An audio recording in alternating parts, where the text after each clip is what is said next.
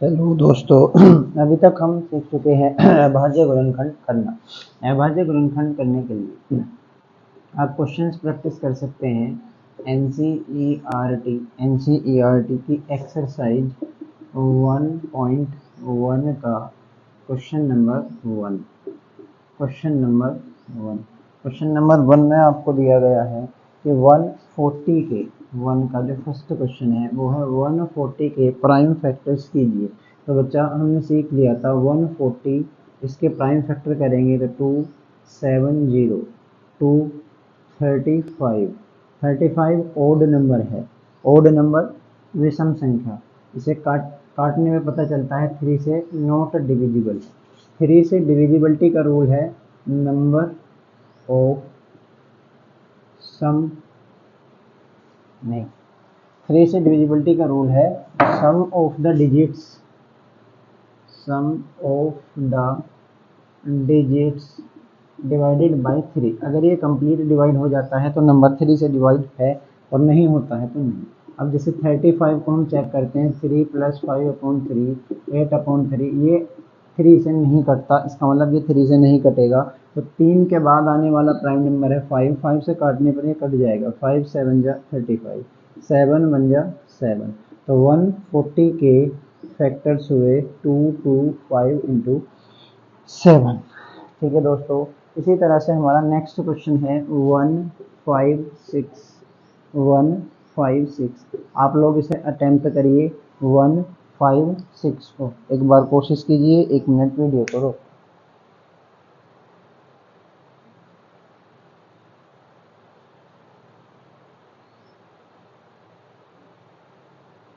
ठीक है दोस्तों, करते हैं 156 को काटने से 2 7 जा 40, 2 2 39 ठीक।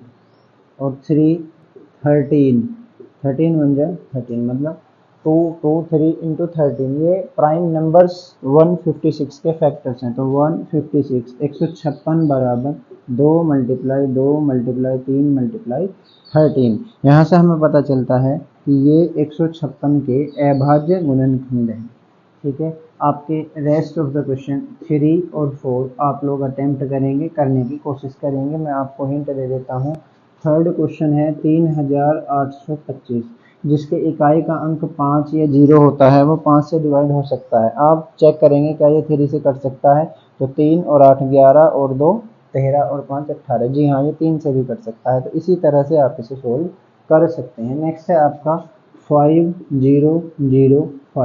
5005 को आप चेक करेंगे 3 से डिविजिबल नहीं है, तो आप 5 से इसे कैंसिल आउट करेंगे और 5 से कैंसिल करने पर यह आ जाएगा आपका 5 1 जा 5 0 0 0 0 1 0 0 1। ठीक है, तो 5005 के जब आप फैक्टर्स करते हैं तो 5005 इस तरह से करेंगे 1001 और 1001 के फैक्टर्स आप कर सकते हैं। ये एक प्राइम नंबर है। प्राइम नंबर है? नहीं, प्राइम नंबर नहीं है, इसके फैक्टर्स हो सकते हैं। ठीक है, आप 1001 के फैक्टर्स कर लेंगे। ठीक है दोस्तों, कर लेंगे ना आप? ठीक, ना होने पर वीडियो में कमेंट कर दीजिएगा, मैं 1001 के फैक्टर्स आपको बता दूंगा। क्वेश्चन नंबर 1 आपका कंप्लीट होता है। अब हमारा न्यू कॉन्सेप्ट है LCM एवं HCF। LCM एवं HCF। तो बच्चों, LCM और HCF समझने के लिए आपको अभाज्य गुणनखंड विधि से फैक्टर करना आना जरूरी है। ठीक है, तो आप फैक्टर्स की प्रैक्टिस कर लेंगे और ये आपका होमवर्क है। ये क्वेश्चन आप अटेम्प्ट करिएगा।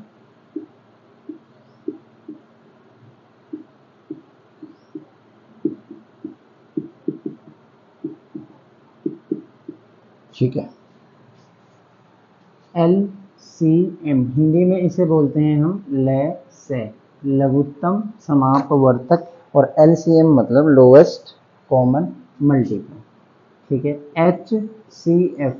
HCF को कहते हैं हाईएस्ट कॉमन फैक्टर, और हिंदी में इसे बोलते हैं में से। LCM का क्या मतलब है? LCM कैसे निकाला जाता है? तो किसी भी संख्या का एलसीएम, किसी भी संख्या का एलसीएम जो होगा वो उन संख्याओं के अभाज्य गुणनखंडों में, उन संख्याओं के अभाज्य गुणनखंडों में जो सबसे बड़ी घात होगी उन बड़ी घातों का मल्टीपल होगा। मतलब अभाज्य गुणनखंडों की सबसे बड़ी घातों का गुणनफल, इसे कहते हैं हम एलसीएम। दोस्तों एचसीएफ या एमएसएफ क्या होता है, इसमें हम देखते हैं जो कॉमन नंबर्स आते हैं या कॉमन आपके अभाज्य प्राइम नंबर आते हैं, कॉमन प्राइम नंबर्स का मल्टीपल। आइए समझते हैं क्वेश्चन से। तो जैसे आपकी एनसीईआरटी में क्वेश्चन नंबर सेकंड का फर्स्ट क्वेश्चन दिया है 26 और 91, 26 एंड 91। तो हमारा पहला स्टेप होगा 26 के अभाज्य गुणनखंड करना, प्राइम फैक्टर्स करना। दूसरा स्टेप होगा 91 के अभाज्य गुणनखंड करना यानी प्राइम फैक्टर्स करना। तो जब हम 26 के फैक्टर्स करते हैं तो ये आता है आपका 13 और 13 बन जा 13। जब 91 के करते हैं तो ये आता है 7 और इधर आ जाता है 13 और 13 बन जा 13। 26 के अभाज्य गुणनखंड को हम यहाँ पर लिख लेते हैं 2 × 13। 91 को हम इसी के नीचे लिख लेते हैं 91 = 7 × 13। अब समझते हैं यहाँ से एलसीएम कैसे निकालना है और एचसीएफ कैसे निकालना है।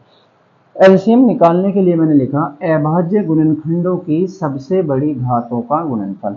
तो यहाँ एक अभाज्य गुणनखंड है 2 और 2 की सबसे बड़ी घात 1 है, तो हम लिखेंगे 2। 2 से बड़ा 7 है, 7 अभाज्य गुणनखंड है और अभाज्य गुणनखंड की सबसे बड़ी घात है 7। तीसरा अभाज्य गुणनखंड है 13, तेहरे की यहाँ पर सबसे बड़ी घात है 1 यानी 13।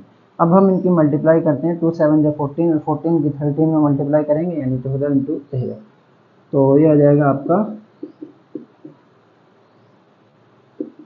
182 आंसर। ये आया आपका एलसीएम यानी लेसे। ये यहाँ से आपको दिख जाएगा लेसे आया 182। में से निकालने के लिए आप क्या करेंगे, में से यानी एचसीएफ निकालने के लिए आप देखेंगे कि क्या इन दोनों नंबर्स में कोई नंबर कॉमन है, क्या कोई ऐसी संख्या है जो इन दोनों में आई है। जी हाँ दोस्तों, ये 13 इन दोनों में आया है, तो आप लिख देंगे HCF = 13। इस तरह से आप निकालेंगे एलसीएम व एचसीएफ, चाहे वो 2 डिजिट का हो चाहे वो 3 डिजिट का हो, किसी भी नंबर का आप एलसीएम और एचसीएफ इस तरह से निकाल सकते हैं। एनसीईआरटी के क्वेश्चन नंबर 2 देख लेते हैं और 3 भी देख लेते हैं।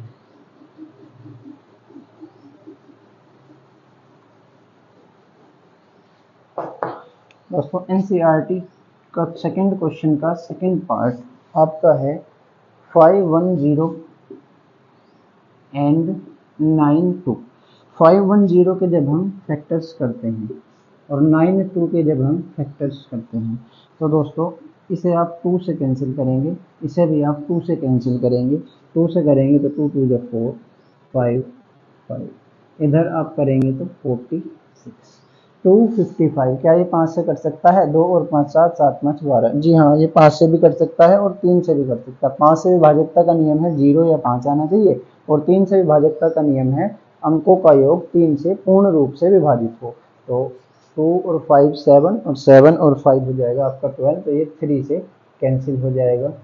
ये 5 17 और 17। अब आप लिख लीजिएगा 510 के अभाज्य गुणनखंड, तो ये आ जाएंगे 5 × 17। इधर से आप इसे कंप्लीट करेंगे तो ये 23 और 23 एक प्राइम नंबर है तो 23 की जगह पे आ जाएगा 23। जी हाँ दोस्तों, अभाज्य गुणनखंड करने के बाद अब आपको निकालना है एलसीएम और एलसीएम निकालने के लिए आप क्या करेंगे, हर फैक्टर्स की सबसे बड़ी पावर्स ढूंढने की कोशिश करेंगे। यहाँ पर अभाज्य गुणनखंड है 2 और 2 की सबसे बड़ी पावर है 2।